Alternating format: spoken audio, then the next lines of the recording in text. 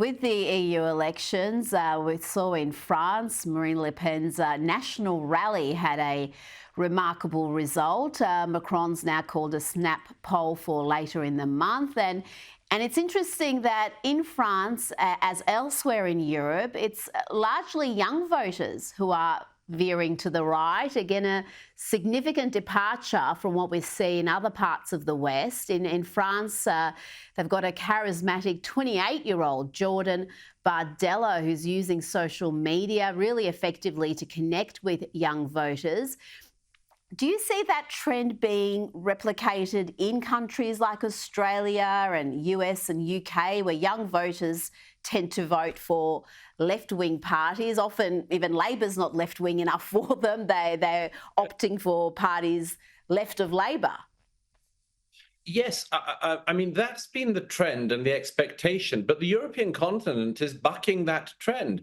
And I think there are some obvious explanations for that. One is that the technocrats who've been in charge turn out not to be all that good at being technocrats. I mean, take the case of Emmanuel Macron. He's a respected figure. He came from nowhere, blew right through the center of French politics when he first ran. Now, he had a reputation as being an efficient technocrat.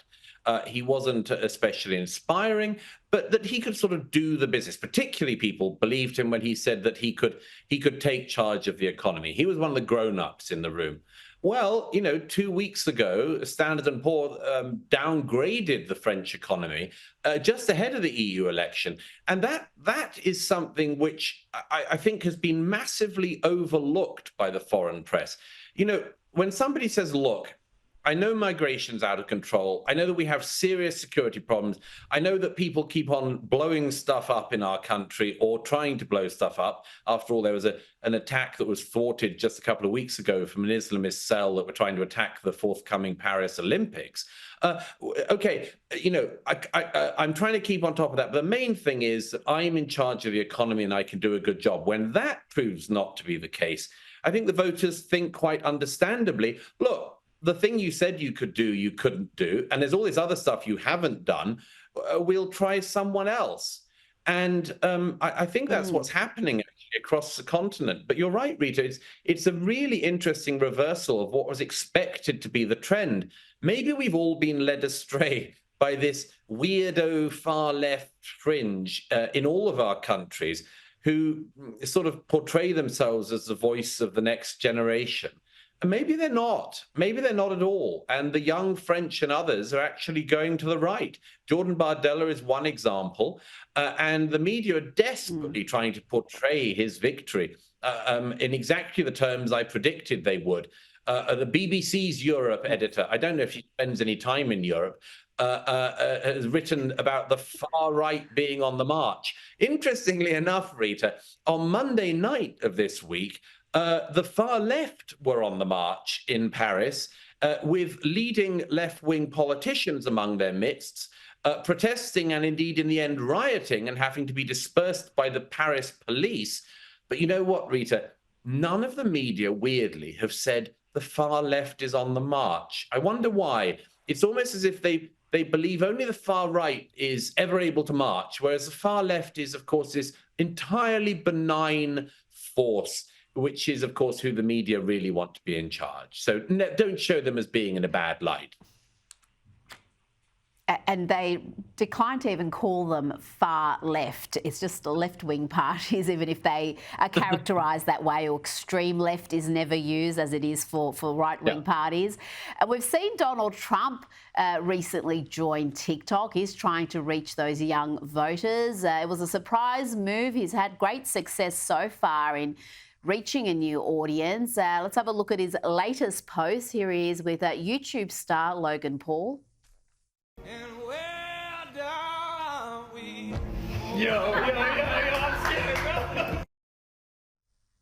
Is he taking note of what is happening in Europe and recognising younger voters have to be reached via these new platforms? It can be quite difficult to get through to them in the mainstream media. I'm sure he is. I mean, of course, Donald Trump's extraordinary success in 2016 was in large part the result of him using Twitter so well. Of course, the then pre-Elon Musk Twitter couldn't forgive itself for being used in this way, and was obviously mortified. But remember how well he used Twitter. All of the ad money that his opponents were spending on the traditional networks, he didn't need to spend, because everyone was writing about him and talking about him on the basis of any moment's tweet. His two thumbs saved millions and millions of dollars of ad campaign spending. This time, it's sort of inevitable he'll try other mediums, and that TikTok will be one of them. And we'll see if it works. We'll see. There's no reason why young Americans are going to have to vote Democrat any more than why young French voters are going to have to vote for the far left parties there. But Trump is, of course, an extremely engaging performer, and he's a man who grew up in the media.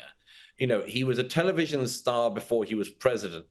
He's very, very aware and very canny about using media and social media.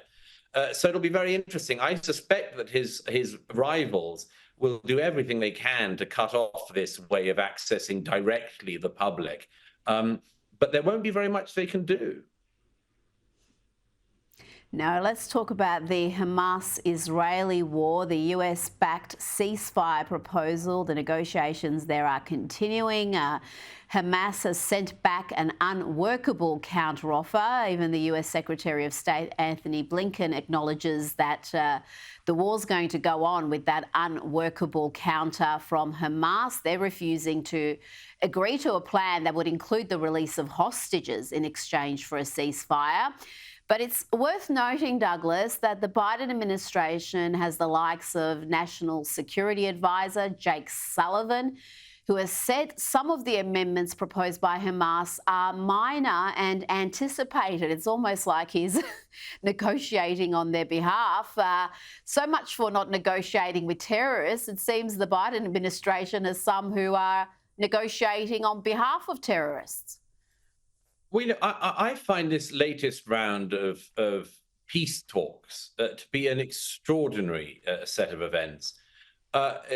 Israel is trying to get the remaining hostages back. It performed, or the IDF performed, Special Forces performed an extraordinarily impressive raid this past week, in which they rescued four of the poor Israelis who were stolen from the Nova Party on the 7th of October last year and have been tortured and more in captivity all the last 8 months.